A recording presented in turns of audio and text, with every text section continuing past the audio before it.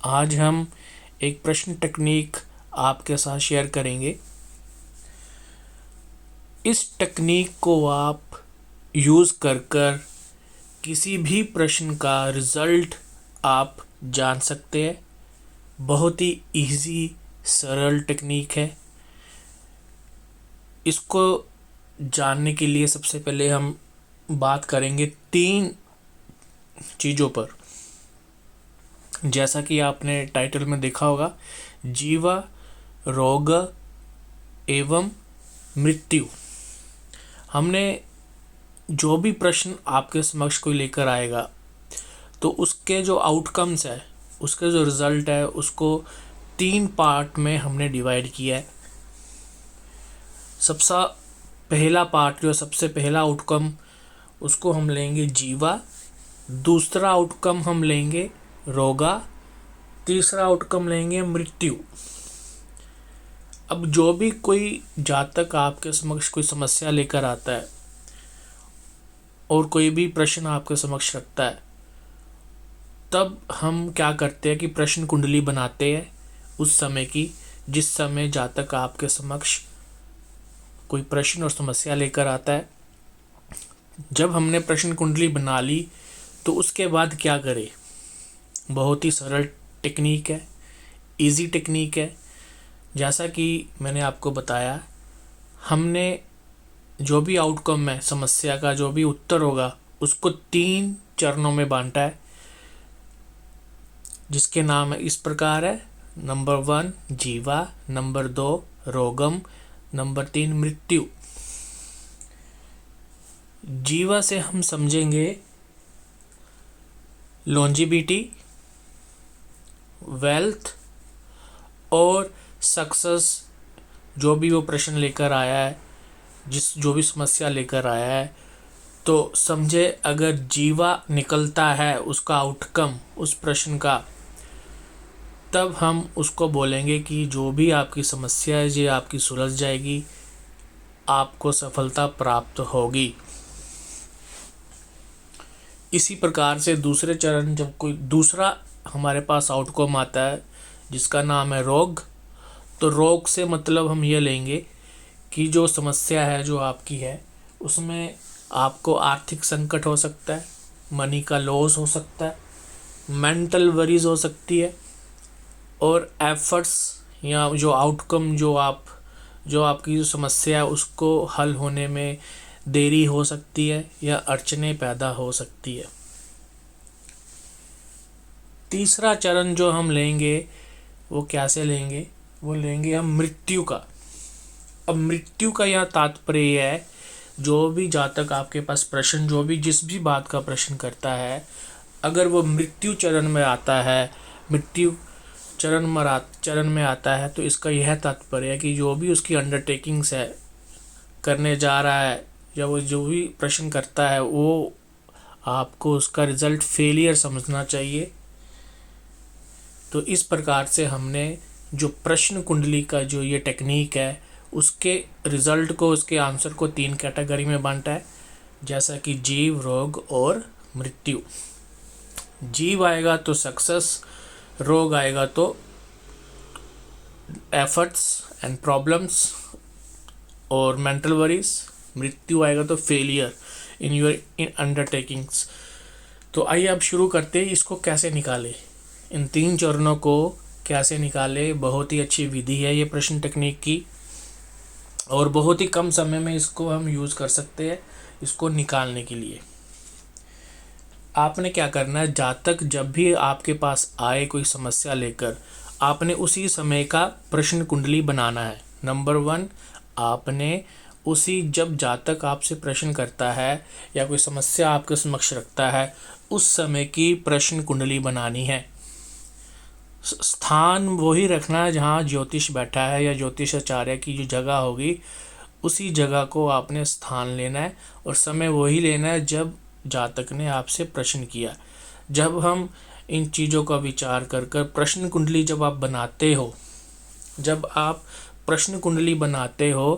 तो जो प्रश्न कुंडली का जो लगन है, जिस नक्षत्र में बैठा होगा, ध्यान से सुनिए, प्रश्न कुंडली का जो लगन है, जिस नक्षत्र में बैठा होगा उसको आपने नोट कर लेना है।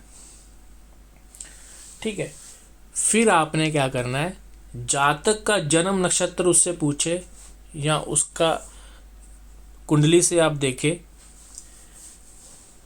प्रश्न कुंडली का जो लगन है वो किस नक्षत्र में बैठा है, नंबर 1 पर वो आपको नोट करना है। देन जातक का नेटिव का जो जन्म नक्षत्र है उसको भी आपने नोट करना है। उसके बाद क्या करना है, आपने जो प्रश्न कुंडली का लगन है उसके नक्षत्र को एक नंबर पे रखना है, एक नंबर पर रखना है, और जो जातक का जन्म नक्षत्र है उसके जन्म नक्षत्र तक काउंट करना है। जो काउंटिंग शुरू होगी वो लगन जिस नक्षत्र में है उस नक्षत्र से काउंटिंग शुरू करनी है, और कहाँ तक काउंटिंग शुरू करनी है, जहाँ पर जातक का जन्म नक्षत्र होगा। उदाहरण के तौर पर मैं 3 उदाहरण देता हूँ आपको। मान लीजिए जातक जो प्रश्न कुंडली का जो लगन है, जिस समय आपने वो प्रश्न कुंडली बनाई उस समय का जो लगन है प्रश्न कुंडली का वो अश्विनी नक्षत्र में बैठा है, तो अश्विनी नक्षत्र में बैठा है। ठीक है, अब आप इसमें ये उदाहरण लीजिए, जो जातक का जन्म नक्षत्र है वो पूर्व भद्र है। पूर्व भाद्र जो काउंट करने से, जो प्रश्न कुंडली की लगन नक्षत्र अश्विनी से काउंट करने से 25वां नक्षत्र बनता है। तो उस 25 को नंबर को आपने साइड लिखना है, साइड में लिख लेना है। उस 25 नंबर को 3 से भाग दे देना है। 3 से भाग देने में जो रिमाइंडर आएगा, अगर वो 1 बचता है, अगर वो रिमाइंडर 1 होगा तो ये माने जो प्रश्न लेकर जातक आया है उसका उत्तर आप इस प्रकार से दे कि जातक की जो समस्या, जो प्रश्न वो लेकर आया वो सफल होगी, उसमें उसको सफलता मिलेगी, और जो रिमाइंडर आएगा वो जाएगा जीवा कैटेगरी में। तो जीवा जैसे मैंने आपको बताया है कि success in your undertakings, success of your question. ठीक है, अब दूसरा उदाहरण लेते हैं। अगर प्रश्न कुंडली का जन्म नक्षत्र जो हमने उदाहरण में अश्विनी लिया है उससे जो जातक का जन्म नक्षत्र तक काउंट करते हैं, और मान लीजिए जातक का जन्म नक्षत्र उत्तर भाद्रपद है और जो प्रश्न कुंडली का जो लगन है वो अश्विनी ही नक्षत्र में बैठा है, तो अश्विनी नक्षत्र से उत्तर भाद्रपद तक जब हम काउंट करते हैं तो नंबर 26 आता है। जब हम 26 को 3 से डिवाइड करेंगे तो जो हमारा रिमाइंडर बचेगा वो बचेगा 2। ठीक है, जब 2 आएगा वो किस कैटेगरी में जाएगा, वो जाएगा रोगम कैटेगरी में। तो इसका मतलब है जो जातक प्रश्न लेकर आया उसकी जो फुलफिलमेंट है उसमें प्रॉब्लम्स आएंगी, एफर्ट्स लगेंगे। इसी प्रकार से तीसरा एग्जाम्पल लेते हैं। तीसरा एग्जाम्पल, मान लीजिए जो प्रश्न कुंडली का लगन है वो अश्विनी नक्षत्र में है और जातक का जो नक्षत्र है जन्म नक्षत्र वो 27 है।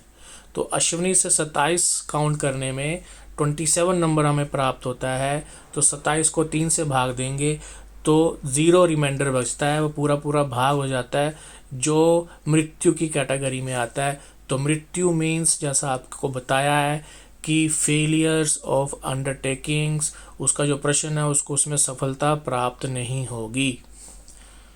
तो जब आप लगन प्रश्न कुंडली का जो लगन नक्षत्र से जातक के जन्म नक्षत्र से काउंट करेंगे, उसको 3 से भाग देंगे। अगर भाग देने से 1 बचता है वो जीवा कैटेगरी में जाएगा, जो प्रश्न की सक्सेसफुल आपको दर्शाएगा।